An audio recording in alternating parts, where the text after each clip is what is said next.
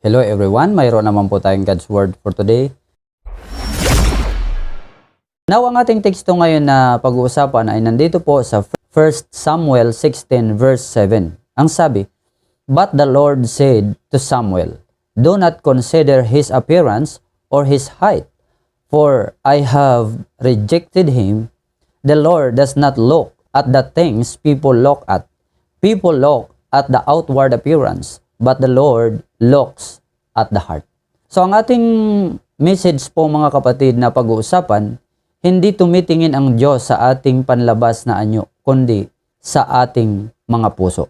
Bakit po sa puso tumitingin ang Diyos? Mayroon po tayong 4 na rason. Ang una, sapagkat mapanlin lang ang panlabas na anyo.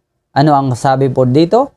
But the Lord said to Samuel, do not consider his appearance or his height. Now, ang konteksto kasi nito kapatid, ayaw na ng Diyos na maging hari si Saul.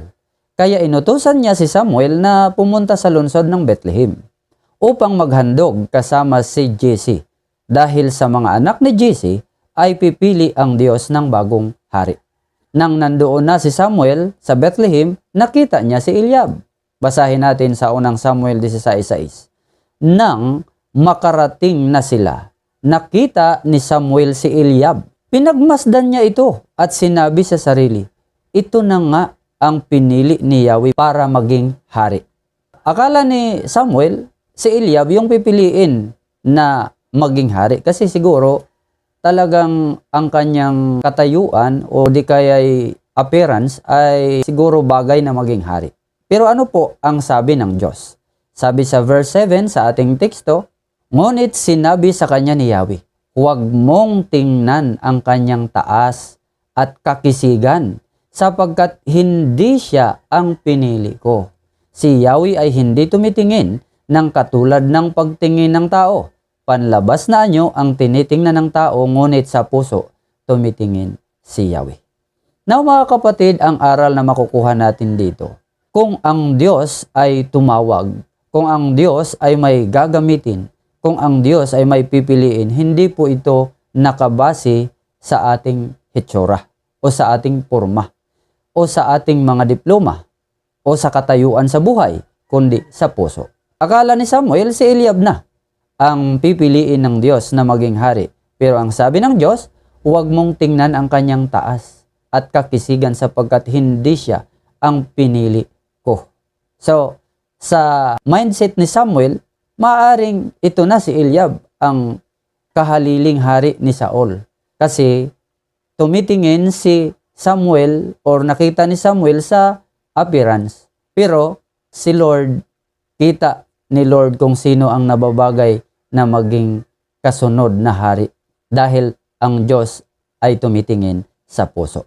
Kaya ang tunay na paglilingkod mga kapatid sa ating Panginoon ay hindi po yan nakabase at nakasukat sa panlabas na anyo. So bakit sa puso tumitingin ang Diyos? Number 1, sapagkat mapanlin lang ang panglabas na anyo. Number 2, sapagkat ang puso ang maghahayag o magpapaliwanag kung sino tayo. Ano ang sabi sa ating teksto? The Lord does not look at the things people look at. Hindi si Lord tumitingin katulad ng pagtingin ng tao. People look at the outward appearance. Ang tao ay tumitingin sa panlabas, but the Lord looks at the heart. So talagang sa puso ang ating Panginoon tumitingin. So ipinapaliwanag po ng ating puso kung sino tayo sa pamamagitan ng ating pamumuhay araw-araw. Hindi sa sinasabi natin, kundi sa ginagawa natin. Kasi yung ating mga sinasabi minsan hanggang salita lang yon. Pero iba po sa kilos sa mga ginagawa. So paano ipapaliwanag ng ating puso kung sino tayo? Una po, makikita ito sa ating mga pasya. Number 2, sa paraan ng pakikitungo natin sa iba. Number 3, sa ating mga reaksyon kapag may pagsubok. Number 4, sa ating mga hangarin. Ipinapaliwanag din ng hangarin ang ating mga puso. Ang puso ang pinagmumula ng ating mga pangarap at layunin. Kung ang hangarin natin ay ibigin ang Diyos at gumawa ng mabuti, malinaw kung anong uri ng tao tayo. Kung ang hangarin ay masama, kung ang hangarin ay manloko ng kapwa, ihahayag din ito ng ating kilos. Kaya sa Kawikaan 27:19, kung paanong ang mukha ay nalalarawan sa tubig, sa kilos naman nahahalata ang iniisip. So bakit sa puso tumitingin ang Diyos? Number 2, sapagkat ang puso ang maghahayag o magpapaliwanag kung sino tayo. Number 3, sapagkat ang puso ang sentro ng mga desisyon, mabuti man ito o masama. Kung anong pasya mo, kung hindi ka mapipigilan, choice mo yan. Kung anong destiny ang pipiliin mo, desisyon mo yan. Kung piliin mo ang magpakabuti, may banal na takot, choice mo yan. Kung piliin mo ang magpakasama, ang maligaw ng landas, choice mo rin yan, kapatid. Bawat tao ay may kanya-kanyang pasya. Tayo naman, ang nagagawa lang natin ay yung mga advices. Pananalangin, pagtulong kung kinakailangan. Pero hindi natin pasan ang problema ng mundo. Hindi natin pasan ang problema ng ibang pamilya o ng iglesia. Remember, God controls everything. God also is justice. Siya yung maghuhusga ng lahat sa huling araw sa bawat desisyon ng tao.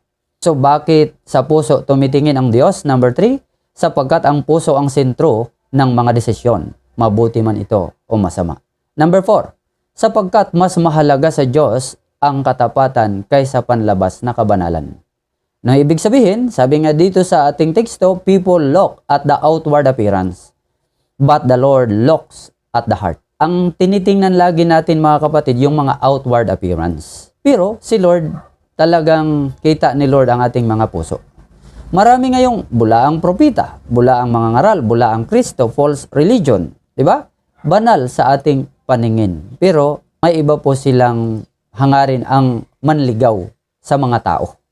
Maraming debotong tao, sinusunod ang mga rituals, mga tradisyon, mga parada sa daan. May anyong kabanalan yan, pero hindi nakikita sa buhay. So may pagkakaiba talaga. Ang tunay na tinitingnan ng Diyos, mga kapatid, ay ang pusong tapat, pusong tunay na may pagsuko o pagbabago. So bakit sa puso tumitingin ang Diyos? Ang una po, review tayo sandali, sapagkat mapanlin lang ang panglabas na anyo. Number 2, sapagkat ang puso ang maghahayag o magpapaliwanag kung sino tayo. Number 3, sapagkat ang puso ang sentro ng mga desisyon, mabuti man ito o masama. Number 4, sapagkat mas mahalaga sa Diyos ang katapatan kaysa panlabas na kabanalan. So para po sa ating application, number 1, purihin at pasalamatan natin ang Panginoon sapagkat kita niya ang tunay nating damdamin at siya ang magdadala sa atin para sa nababagay na panahon, sitwasyon at mga pagpapala na para sa atin bilang reward ng ating puso. Number 2, huwag nating husgahan ang tao sa panlabas na anyo at huwag rin tayong umasa sa panlabas na anyo. Kusa lang itong lumalabas sa isang tao kung ano ang tunay na puso. Number 3, lagi tayong manalangin na linisin niya ang ating mga puso, na matuto tayong magpasakop sa kalooban ng Diyos at bigyan tayo ng malawak na kaalaman para sa tamang landas ng buhay, sa bawat pasya, pakikitungo, pagkilos at pamumuhay. Number 4, kung may pagkukulang man tayo, may kahinaan at kasalanan, humingi tayo ng kapatawaran sa Diyos at baybayin ang tamang direksyon. Naway mayroon po kayong natutunan sa ating napag-usapan. Salamat po sa inyong walang sawang panonood, pakikinig, pagpalain po kayo ng ating Diyos at magkita-kita naman po tayo para sa aking mga susunod na video. Salamat po. God bless everyone.